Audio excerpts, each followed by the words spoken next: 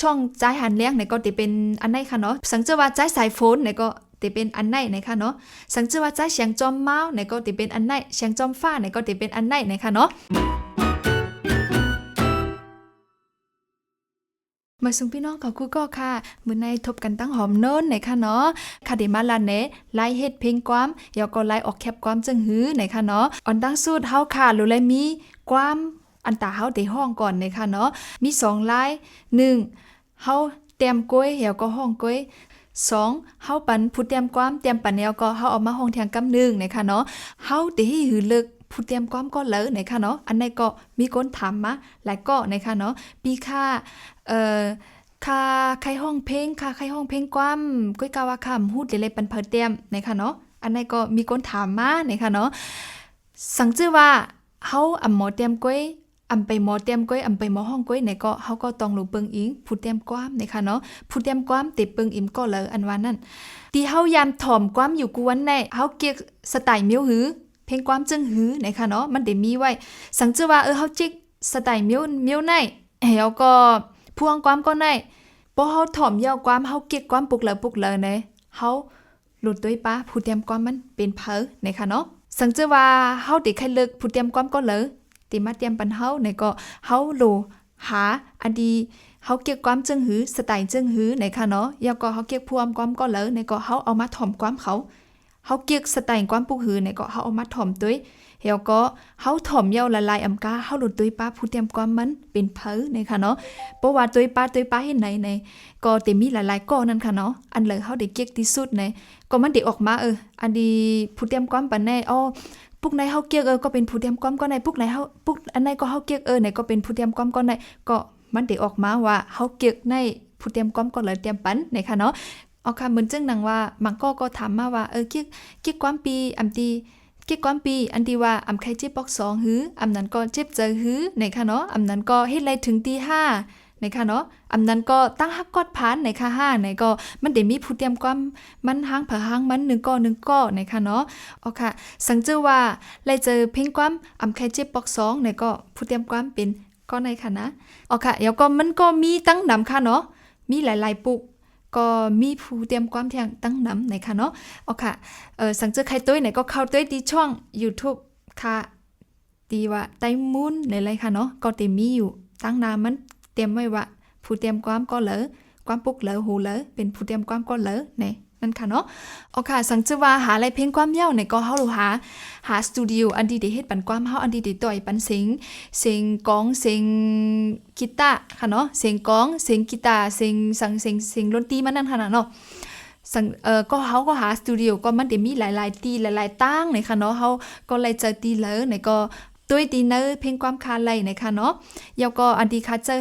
เฮ็ดในได้เหมือนตั้งในได้เป็นตีน้ำคำก็มีตีหมูเจก็มีตีตากุ้งก็มีนะคะเนาะตีใครยำเฮ็ดยำต่อยนั่นค่ะนั่นเนาะเอาค่ะสังเจอว่าเฮากว่าที่สตูดิโอสังเจอว่าเฮาเลยเจอสตูดิโอในเนี่ยก็เฮาก็กะปันก้นไหตึงที่สตูดิโอในเฮ็ดปันเฮา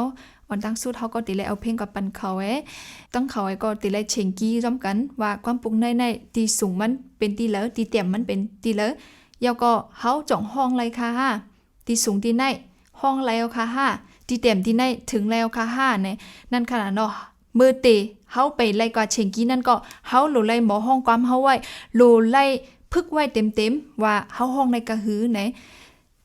ย้อนปัวมันลำลองนะคะมือเชงกี้นั่นมันลำลองสังเจอว่าห่ำไรความเฮาลีห่ำฮู้ว่าเฮาห้องในสูงกะหือเต็มกะหือในเฮาก็เชงความในมันผิดค่ะย้อนปัวสังเจอว่าเฮาลาลีกว่าเชงปิดเชงแปดมาไหน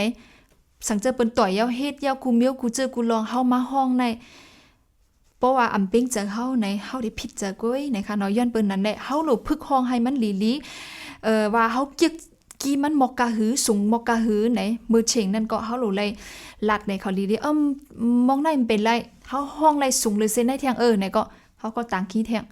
สังเจอว่าเฮาต่างกี้เฮาห้องไรไหนก็เฮาขึ้นหลูเลยย้อมกี้มันไหนเฮ็ดนั่นค่ะเนาะย้อนเปว่าโป๊ะเปิ้นต่อยออกมาเย้าสังเย้าในเฮาติเรียกลายสังก็ มันอำไลเย้าไหนค่ะเนาะไลอยู่เสตาก็บ่มีเงินได้ไลตึกๆไหนค่ะเนาะยันเปว่าเฮาก็ได้เลยซุ่มเงินเฮาก็ตาเฮ็ดความปุกนึงเย้าไหนค่ะนั่นขนาดเนาะหนังหือเต็มไลซุ่มยาก่อนหนังหือเฮาได้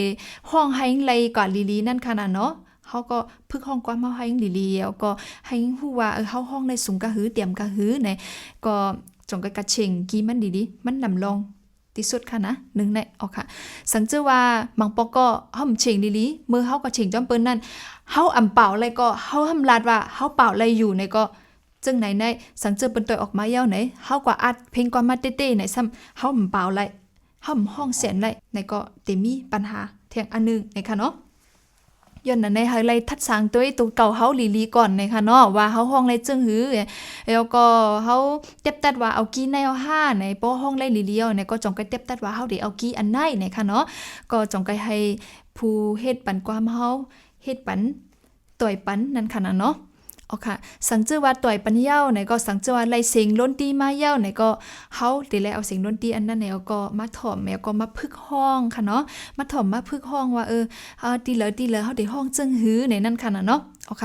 เพราะว่าเพลงความเฮาห้องแล้วไหนก็เฮาลูกก็อัดเพลงความเอาไหนค่ะเนาะ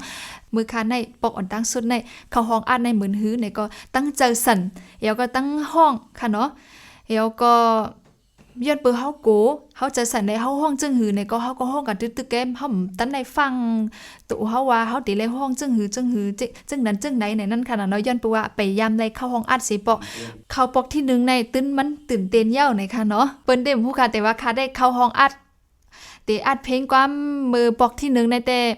ค่ะก็จะตื่นเต้นแห้งนานค่ะเนาะอำว่าปอกที่1ค่ะนะหลายๆปอกก็ตึกหามีจะตื่นเต้นอยู่ตึกๆในค่ะเนาะย้อนบ่ว่าเฮาก็เหมือนว่าจองเฮาได้ห้องได้เหมือนฮือในจองเตเป็นเจอเหมือนจังเฮาห้อง5เนี่ยมันก็มีอยู่จะตื่นเต้นอยู่ตาสีนั่นค่ะนะเจอว่าแกปอกนึงแกค่ะเนาะก็แต่ว่าป้นลื่นหนังมาเฮาได้ยามมาเนี่ยก็มืดมาเนี่ยก็เต็มป้ตื่นเต้นก็หือแต่ก็มันได้มีอยู่อิดๆเนี่ยค่ะเนาะมันได้มีเจอตึกในอิดๆนั่นค่ะเนาะก็เหมือนกันตั้งที่เฮาห้องเด้อสเตชันกับค่ะเนาะสังเกตว่าเฮากับห้องเพลงความไหนก็เพราะว่าออนตั้งสุดนั้นเฮาได้ขึ้นกับห้องไหนก็เฮาก็จะตื่นเต้นเหมือนกันไหนค่ะเนาะอันไหนก็ห้องอัดก็มีเผยด้วยเฮามีเผยหันเฮาในเซตาก็เฮาก็จะตื่นเต้นเหมือนกันไหนค่ะเนาะมาทางตอนนึงค่ะเนาะสังเกตว่าเฮาอัดเพลงความยาวไหนก็เฮาได้ใครไทย MV มันก็เหมือนนังเฮาลึกเพลงความผู้เตรียมความนั่นเหมือนกันกับค่ะอันก้นไทยมันไหนก็เฮาก็ได้ลึกเหมือนกันค่ะเนาะว่าคนไทยมันก็มีหลายตีหลายตั้งเฮาเกี่ยวก็เลยเนี่ยก็เฮาก็ตุ้ยนั่นค่ะเนาะตุ้ยเพลงความเหมือนจังของคาได้ค่ะเนาะมีเตรียมไว้ป้าค่ะเป็นเพอไทยปันเป็นเพอก็ไทยปันอยู่ที่ตั้งเลยเนี่ยก็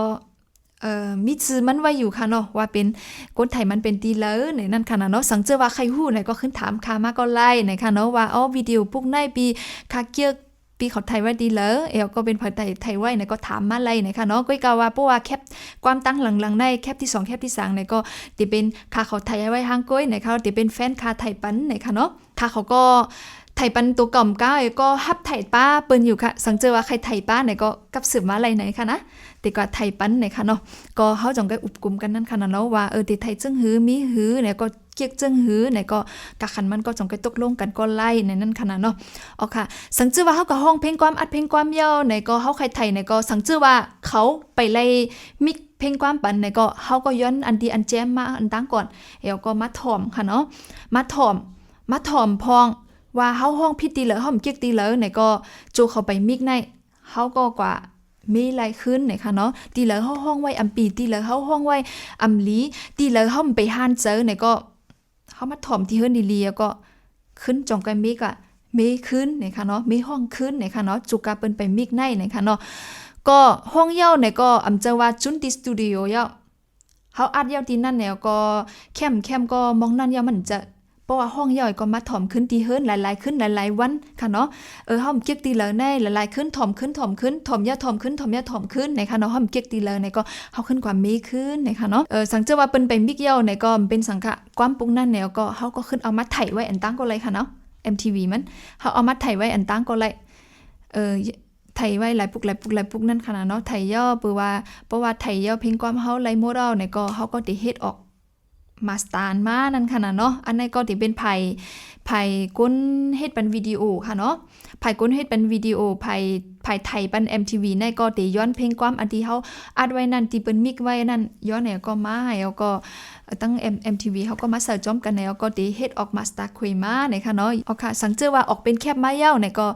มาสตาร์มันนั่นเนี่ยก็อันที่ก้นเฮ็ด MTV ปันนั่นก้นป้อปันนั่นก็ดีอัพปันเนอมือพวงความเนี่ยค่ะเนาะมันได้มีอยู่มันได้ปันหลายแคบอยู่ค่ะเนาะยอก็เฮาได้ไล่เอาอันไหนแล้วก็กว่าเฮ็ดแคบความให้มันเฮาได้ใครเฮ็ดหลายแคบก็กำเจอเฮานั่นขนาดเนาะกำเจอเฮียงเงินเฮานั่นขนาดเนาะว่าเฮาได้ใครเฮ็ดก็คือเนี่ยก็เฮาก็กะอัพปัน